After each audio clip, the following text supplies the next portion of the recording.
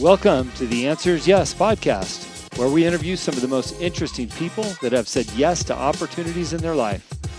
We hope that through these stories, you can learn to create your own destiny by saying yes along the way. Join us as we explore the new series covering topics such as passion, integrity, and hard work. I'm your host, Jim Riley, and I hope you enjoy these interviews as much as I do. I believe that everyone has an important message worth hearing. Hello and welcome to the Answers Yes podcast. Thank you for tuning in. Hey, if you haven't seen my book, it's out on the markets. We hit #1 bestseller on Amazon. The title is Freedom to Say Yes. And speaking of saying yes, I've got Congresswoman Kat Cammack on the line from Florida. Good afternoon. How are you? I'm good. How are you doing, Jim? I'm doing well. I feel like we're friends. Welcome back to Montana virtually.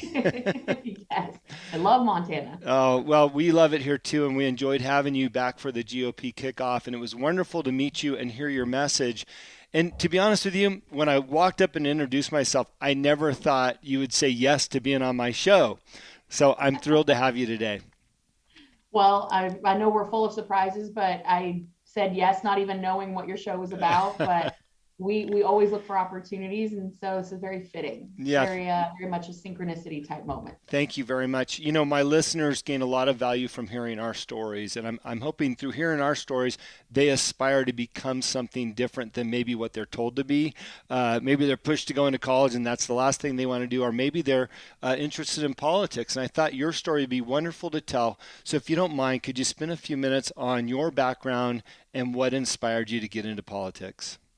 Yeah, I think my story is a little unique in the world of especially federal level politics. I never really envisioned a time where I would be a member of Congress, to be honest, let alone the youngest Republican woman in Congress. I grew up in a family that was not overtly political at all. My mom, she raised myself and my sister, and she was actually a registered Democrat, but always was very much a vote for the person, not the party type of mentality. And she ran a small business, a third generation commercial sandblaster. And, when you're in that kind of industry, it's, a construction type industry. The thing that you're paying attention to is, how politics is impacting your daily life. So I think since I took my first steps on, the job site at the shop, I was really being conditioned naturally to be adverse to big government and government interference.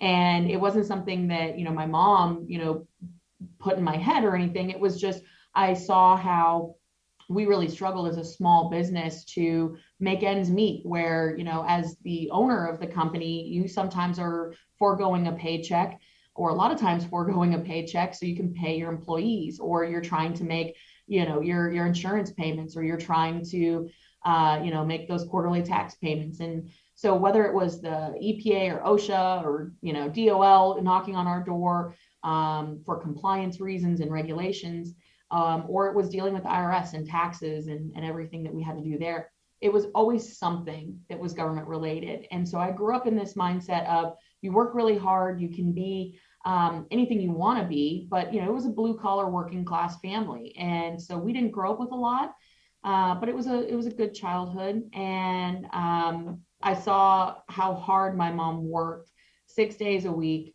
to put food on the table for me and my sister, and there was definitely challenges, no doubt about it. And our family struggled with some alcohol issues and addiction issues, and that kind of gave me, I think, really a hard line in a lot of ways. I think people grow up and they can either really become their environment, or they can reject that environment entirely.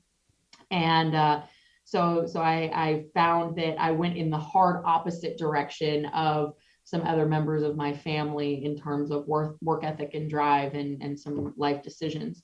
So one of the first ones was going to college. I was the first in my family to go to college, and I was very active in all things. I was a cheerleader in college. I had played varsity sports in high school, and I was just very active in general and trying to be involved in all things. And that's when, in my final year, of college, I was set to graduate. It was April of 2011, and I get a phone call from my mom, and she's at the shop. And this is when I was in Denver as an undergraduate. And she said, I got a phone call and we lost the ranch. Mm. And it was like a nuclear bomb went off in my world. And that was the day that everything changed. I drove from campus to our family business in downtown Denver and had a conversation with my mom, and she was just dumbfounded. I'll never forget the image of her sitting at her desk in the shop and just at a loss and broken. And we found out that we had 23 days to evict, and we were losing our ranch where, we called home, because of a big government program. At the time, I didn't put two and two together. I thought we had done something wrong. Turns out we had done nothing wrong. We weren't missing payments or behind or anything like that. It was following a program that so many other families around America were doing, and that's refinancing your home loan. Now, it's a very normal, common thing to do, is refinance your loan.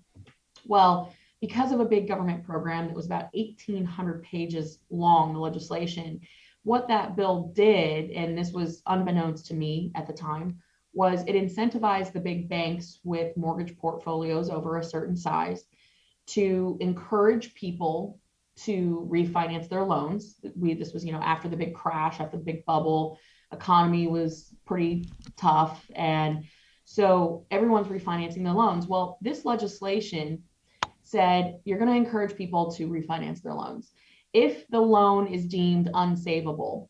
And that was very ambiguous how they phrased it and how they framed it. Then if the loan was deemed unsavable, the federal government would step in and give a check to the bank for the interest on the loan.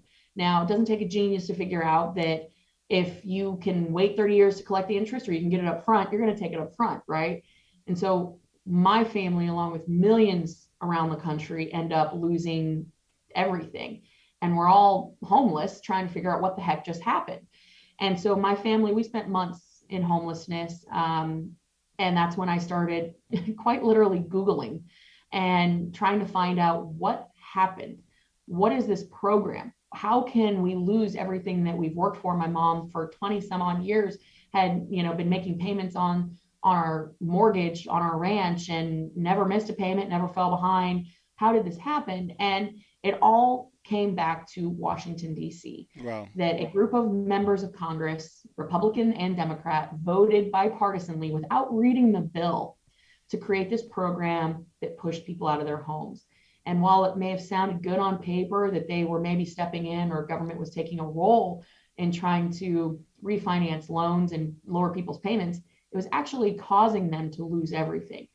And so that's when I had this moment of, and I guess, talking to you and really knowing the theme of your show, this is where I had my first yes moment, which was I could either go and continue to interview for all these jobs. I was looking at getting into the oil and gas industry, and I got a call from a family friend out in California, and he said, my uncle is running for Congress in Florida. He hates big government. You hate big government.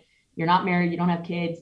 This is a time in your life to go do something crazy, like move across the country and run this guy's race. And I remember standing on the sidewalk having this conversation, like, holy smokes, am I seriously thinking about moving across the country? Don't know a soul in Florida. Don't even know who this guy is. Yeah. And am I going to do this? And that's when I just had that moment of, yes, I am pissed off enough in my life for what has happened that I don't ever want there to be another Kat that goes through this. I don't ever want another person to experience this. And so at that moment, I'm thinking, maybe naively that I, as one person can go and fix all this. But that was my first yes moment. So I packed up my car. I had a Nissan Maxima, and I filled it with every piece of clothing that I had and all my fishing gear, because I was president of the Bass Fishing Club. Of course. Overly involved, a yes woman to the core of, if you've got a project or an idea, I will jump on board. And so I drive across the country. It takes me 2 days to get to Florida. I show up on a guy named Ted Yoho's doorstep. And I'm like, I'm here. I'm ready to run the race. And he's probably thinking, oh my gosh, what did I just do? I hired this crazy person from Colorado who has no experience running campaigns. And he was right. I, at one point, and I think in the first day that I got to Florida, Googled, how do you run a congressional campaign? And we kind of took that yes mentality on the road, because he didn't really have a chance in hell to get elected. He was running against a 24-year incumbent who had millions of dollars in the bank, and it was this insane primary situation where he was the local veterinarian, and that's how he was known. But other than that, no political experience. And so we started very small. I was the campaign manager, field director, toilet bowl cleaner, volunteer coordinator, whatever the job was, I was that person. And we decided early on that even though we could not afford to pay a staff or a team, and we really weren't going to raise a lot of money, we had to say yes to everything. So we started campaigning, and we said yes to quite literally every event and meeting. Wow. If there was more than 2 people in the room, we were there. And we just worked our tails off. And by the grace of God, we ended up winning that election by 829 votes. And that's when the second big yes was, sitting around a kitchen table one night after the election, and they said, so do you want to join the official team? And I said, well, I don't know really what all is involved, but yes.